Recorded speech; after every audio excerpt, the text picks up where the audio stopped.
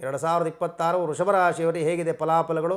ಇನ್ನೂ ಕೆಲವರು ಹೆಚ್ಚಿನ ಶ್ರಮವಿಲ್ಲದೆ ಎಲ್ಲವನ್ನ ಪಡಿತಾರೆ, ಇನ್ನು ಕೆಲವರು ಶ್ರಮ ಪಟ್ಟಿದ್ರು ಆ ಕೆಲಸ ಆಗೋಲ್ಲ. ಹಾಗೆ ಹಣಕಾಸು ವೃತ್ತಿರಂಗದ ಜೀವನದಲ್ಲಿ ಯಾವ್ಯಾವ ಬದಲಾವಣೆ ಆಗ್ತದೆ. ಇನ್ನು ವಾಹನ ಖರೀದಿ ಮಾಡ್ತಕ್ಕಂಥವರು, ಆಸ್ತಿ ಖರೀದಿಯನ್ನು ಮಾಡ್ತಕ್ಕಂಥವರು ಕೂಡ ಮಧ್ಯಭಾಗದಿಂದ, ಹಾಗೆ ಹಣಕಾಸಿನ ವಿಚಾರದಲ್ಲಿ ಮಧ್ಯಮವಾಗಿದೆ ಅಂತ ಹೇಳಿದ ತಕ್ಷಣ ಗಾಬರಿ ಪಡುವಂಥದ್ದೇನಿಲ್ಲ. ಆಗ ನಿಮಗೆ ಇನ್ನೂ ವಿಶೇಷವಾಗಿ 2026 ಜೂನ್, ಜುಲೈ, ಆಗಸ್ಟ್ ಮತ್ತು ಅಕ್ಟೋಬರ್. ಹಾಗೆ ನಿಮ್ಮ ಆರೋಗ್ಯದಲ್ಲಿ ಸಣ್ಣ ಪುಟ್ಟ ವಿಷಯಗಳಲ್ಲೂ ಸ್ವಲ್ಪ ಹೆಚ್ಚಿನ ಜಾಗ್ರತೆ ಇರಬೇಕು. ಹಾಗಿದ್ರೆ ಪರಿಹಾರ ಏನು?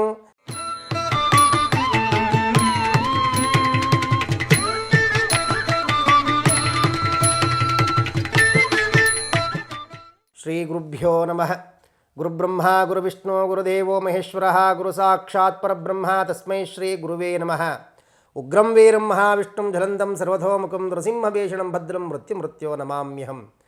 ಸಮಸ್ತ ವೀಕ್ಷಕ ಬಾಂಧವರಿಗೆ ದುರ್ಕೇಸರಿ ಅಸ್ಟ್ರೋ ಚಾನಲ್ಗೆ ಸ್ವಾಗತವನ್ನು ಕೋರುತ್ತಾ, ಇನ್ನೂ ನಮ್ಮ ಚಾನಲ್ಗೆ ಯಾರ್ಯಾರು ಸಬ್ಸ್ಕ್ರೈಬ್ ಆಗಿಲ್ಲ ಎಲ್ಲ ಸಬ್ಸ್ಕ್ರೈಬ್ ಆಗಿ ಅಂತ ಹೇಳಿ 2026 ವೃಷಭ ರಾಶಿಯವರಿಗೆ 2026 ವೃಷಭ ರಾಶಿಯವರಿಗೆ ಹೇಗಿದೆ ಫಲಾಫಲಗಳು? ಮೊದಲಿಗೆ ವೃಷಭ ರಾಶಿಯವರಿಗೆ ಹೊಸ ವರ್ಷದ ಆರ್ಥಿಕ ಶುಭಾಶಯ. ಆದರೂ ನಮಗೆ ಹೊಸ ವರ್ಷ ಯುಗಾದಿ 2026 ಸಂಖ್ಯಾಶಾಸ್ತ್ರದಲ್ಲಿ ಹೊಸ ವರ್ಷ ನಮಗೆ ಬರ್ತದೆ. ಯುಗಾದಿ ಆದಮೇಲೆ ನಮಗೆ ಹೊಸ ವರ್ಷ. ಅದರಲ್ಲಿ ಈ ಕೆಲವು ಹೊಸ ವರ್ಷದಲ್ಲಿ ಹೊಸ ಭರವಸೆಗಳು ಕೆಲವರಿಗೆ ಮೂಡಿಸ್ಕೊತಾರೆ. ಆ ಭರವಸೆಗಳು ಕೆಲವರಿಗೆ ಸಂತೋಷವನ್ನು ತರುತ್ತೆ. ಕೆಲವರು ಆ ಭರವಸೆಯನ್ನು ಈಡೇರಿಸಬೇಕು ಅಂಥೇಳಿ ಕಠಿಣವಾಗಿರ್ತಕ್ಕಂಥ ಅನುಭವಗಳನ್ನು ಮಾಡ್ತಾರೆ. ಇನ್ನೂ ಕೆಲವರು ಹೆಚ್ಚಿನ ಶ್ರಮವಿಲ್ಲದೆ ಎಲ್ಲವನ್ನ ಪಡಿತಾರೆ, ಇನ್ನು ಕೆಲವರು ಶ್ರಮ ಪಟ್ಟಿದ್ರು ಆ ಕೆಲಸ ಆಗೋಲ್ಲ. 2026 ವೃಷಭ ರಾಶಿಯವರಿಗೆ ಕೌಟುಂಬಿಕ, ವೈವಾಹಿಕ, ಪ್ರೇಮ ಜೀವನ, ಹಾಗೆ ಹಣಕಾಸು ವೃತ್ತಿರಂಗದ ಜೀವನದಲ್ಲಿ ಯಾವ್ಯಾವ ಬದಲಾವಣೆ ಆಗ್ತದೆ. ಹಾಗೆ ವಿವಾಹಿತರಿಗೆ ಸಂತಾನ ಭಾಗ್ಯ ಹೇಗಿದೆ, ಅವಿವಾಹಿತರಿಗೆ ಸಂತಾನ ಯೋಗ ಇದೆಯಾ, ಎಲ್ಲವನ್ನ ತಿಳಿಯೋಣ ಬನ್ನಿ. ವೃಷಭ ರಾಶಿ 2026 ವೃಷಭ ರಾಶಿಯವರಿಗೆ ಉತ್ತಮವಾಗಿರ್ತಕ್ಕಂಥ ವರ್ಷ ಆಗಿಲ್ಲ ಅಂದರೂ ಮಧ್ಯಮವಾಗಿರ್ತಕ್ಕಂಥ ವರ್ಷ ಆಗ್ತದೆ. ನಿಮಗೇನು ಹೆಚ್ಚಿನ ಅನಾನುಕೂಲಗಳು ವೃಷಭ ರಾಶಿಯವರಿಗೆ 2026 ಏನಿರೋದಿಲ್ಲ. ವೃತ್ತಿರಂಗದಲ್ಲಿರ್ತಕ್ಕಂಥವರಿಗೆ ಅನುಕೂಲಗಳಿರ್ತವೆ ಸ್ವಲ್ಪ. ಅಲ್ಲಿ ಇಡೀ ಜೀವನದಲ್ಲಿ ನೀವು ವೃತ್ತಿರಂಗದಲ್ಲಿರ್ತಕ್ಕಂಥವರು, ಉದ್ಯೋಗದ ರಂಗದಲ್ಲಿರ್ತಕ್ಕಂಥವರು ಯಥಾಸ್ಥಿತಿಯನ್ನು ಕಾಪಾಡ್ಕೊತೀರ. ಹಣಕಾಸು ಕೂಡ ನಿಮಗೆ ಮಧ್ಯಮವಾಗಿರ್ತದೆ, ಅಷ್ಟೊಂದು ಅನಾನುಕೂಲಗಳು ನಿಮಗೆ ಇರೋದಿಲ್ಲ.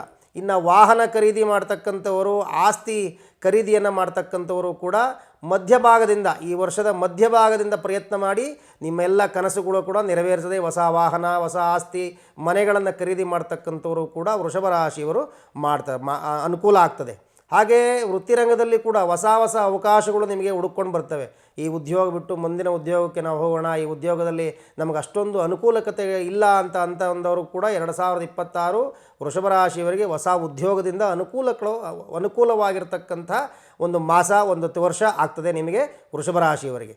ಹಾಗೆ ಹಣಕಾಸಿನ ವಿಚಾರದಲ್ಲಿ ಮಧ್ಯಮವಾಗಿದೆ ಅಂತ ಹೇಳಿದ ತಕ್ಷಣ ಗಾಬರಿ ಪಡುವಂಥದ್ದೇನಿಲ್ಲ.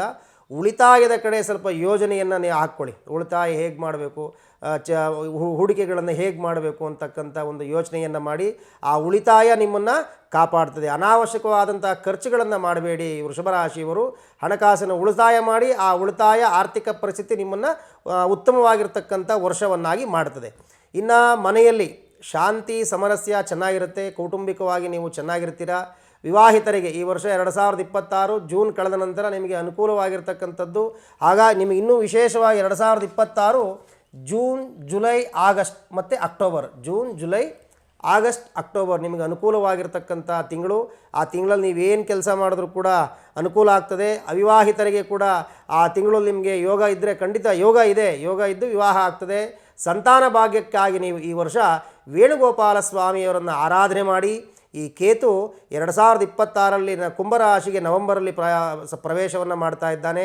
ಹಾಗೆ ಗುರು ಕರ್ಕಾಟಕ ರಾಶಿ, ಇಡೀ ವರ್ಷ ಕರ್ಕಾಟಕ ರಾಶಿಯಲ್ಲಿ ಇರೋದರಿಂದ ಸಂತಾನ ಭಾಗ್ಯ ಯಾರಿಗಿಲ್ಲ ಅವರು ವೇಣುಗೋಪಾಲ ಸ್ವಾಮಿಯನ್ನು ಪ್ರಾರ್ಥನೆ ಮಾಡಿ ಆ ಗುರುಬಲದಿಂದ ನಿಮಗೆ ಈ ವರ್ಷ ಸಂತಾನ ಭಾಗ್ಯದ ಯೋಗ ಕೂಡ ನಿಮಗಿದೆ. ಹಾಗೆ ನಿಮ್ಮ ಆರೋಗ್ಯದಲ್ಲಿ ಸಣ್ಣ ಪುಟ್ಟ ವಿಷಯಗಳಲ್ಲೂ ಸ್ವಲ್ಪ ಹೆಚ್ಚಿನ ಜಾಗ್ರತೆ ಇರಬೇಕು. ಹಳೆಯ ಸಮಸ್ಯೆಯ ಕಾಯಿಲೆಗಳು, ಹಳೆಯ ಸಮಸ್ಯೆಗಳೇನು, ಮಂಡಿ ನೋವಿದೆ ಸ್ವಾಮಿಗಳೇ, ಹೃದಯ ಸಂಬಂಧವಾದಂಥ ಕಾಯಿಲೆಗಳಿದ್ದಾವೆ, ಮಧುಮೇಹ ಈಗ ಎಲ್ಲರಿಗೂ ಕಾಮನ್ ಆಗಿಬಿಟ್ಟಿದೆ, ಜ್ವರ ಬಂದಾಗೆ.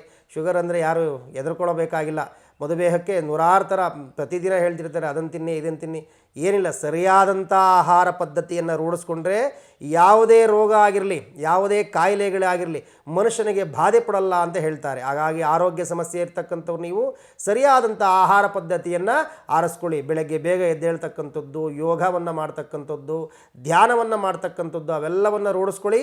ಆರೋಗ್ಯ ಸಮಸ್ಯೆಯಿಂದ ಮುಕ್ತಿ ಹೊಂದಿರ. ಇನ್ನು ವಿದ್ಯಾರ್ಥಿ ಜೀವನದಲ್ಲಿ ಇರ್ತಕ್ಕಂಥವರಿಗೆ ಉತ್ತಮವಾಗಿರ್ತಕ್ಕಂಥ ವರ್ಷ. ಸ್ಪರ್ಧಾತ್ಮಕ ಪರೀಕ್ಷೆಗಳನ್ನು ಬರೀತಕ್ಕಂಥವರು ಕೂಡ ಉತ್ತಮವಾದಂಥ ಫಲಿತಾಂಶವನ್ನು ಈ ವರ್ಷ ನೀವು ಪಡಿತೀರ. ಆದರೆ ಪ್ರತಿ ತಿಂಗಳು ಬರ್ತಕ್ಕಂಥ ಸಂಕಷ್ಟಹಾರ ಗಣಪತಿಯನ್ನು ಪ್ರತಿ ತಿಂಗಳು ಆರಾಧನೆ ಮಾಡಿ ವಿದ್ಯಾರ್ಥಿಗಳು ಏನು ಸಾಯಂಕಾಲ ಸಂಧ್ಯಾಕಾಲದಲ್ಲಿ ಸಂಕಷ್ಟ ಚತುರ್ಥಿ ಏನು ಆಚರಣೆ ಮಾಡ್ತಿರೋ ಆ ಸಂಕಷ್ಟ ಚತುರ್ಥಿಯನ್ನು ಆಚರಣೆ ಮಾಡಿ ಇನ್ನೂ ಹೆಚ್ಚಿನವಾಗಿರ್ತಕ್ಕಂಥ ವಿದ್ಯಾಭ್ಯಾಸದ ಲಾಭ ವಿದ್ಯಾರ್ಥಿಗಳಿಗೆ ಲಭಿಸುತ್ತೆ. ಹಾಗಿದ್ರೆ ಪರಿಹಾರ ಏನು? ಸಿಂಪಲ್. ನಿಮ್ಮ ಈ ವರ್ಷ ನೀವು ಒಂದು ಸಂಕಲ್ಪ ಮಾಡಿ, ಬೆಳ್ಳಿಯ ಒಂದು ಸರವನ್ನು ಅಥವಾ ಬೆಳ್ಳಿಯ ವಸ್ತುವನ್ನು, ಉಂಗುರ ಆಗಿರಬಹುದು, ಸರ ಆಗಿರಬಹುದು, ಖಡ್ಗ ಆಗಿರಬಹುದು, ಯಾವುದಾದ್ರೂ ಒಂದು ಬೆಳ್ಳಿಯ ವಸ್ತುವನ್ನು ನಿಮ್ಮ ದೇಹಕ್ಕೆ ಧರಿಸಿ. ಆ ಬೆಳ್ಳಿಯ ವಸ್ತು ಏನಪ್ಪ ಅಂದರೆ ಗುರು ಕರ್ಕಾಟಕ ರಾಶಿಯಲ್ಲಿರ್ತಕ್ಕಂಥದ್ದು, ಕೇತು ಕೂಡ ನವೆಂಬರ್ ತಿಂಗಳಲ್ಲಿ ಕರ್ಕಾಟಕ ರಾಶಿಗೆ ಪ್ರವೇಶ ಮಾಡೋದ್ರಿಂದ ಈ ಬೆಳ್ಳಿ ವಸ್ತು ನೀವು ಹಾಕೋದ್ರಿಂದ ಅದರಿಂದ ನಿಮಗೆ ಹೆಚ್ಚಿನ ಲಾಭ ಮತ್ತು ಹೆಚ್ಚಿನ ಆಗಿರತಕ್ಕಂಥ ಸಂದರ್ಭಗಳು ನಿಮಗೆ ಒದಗಿಸುತ್ತವೆ. ಒಳ್ಳೆಯದಾಗಲಿ, ಶುಭವಾಗಲಿ.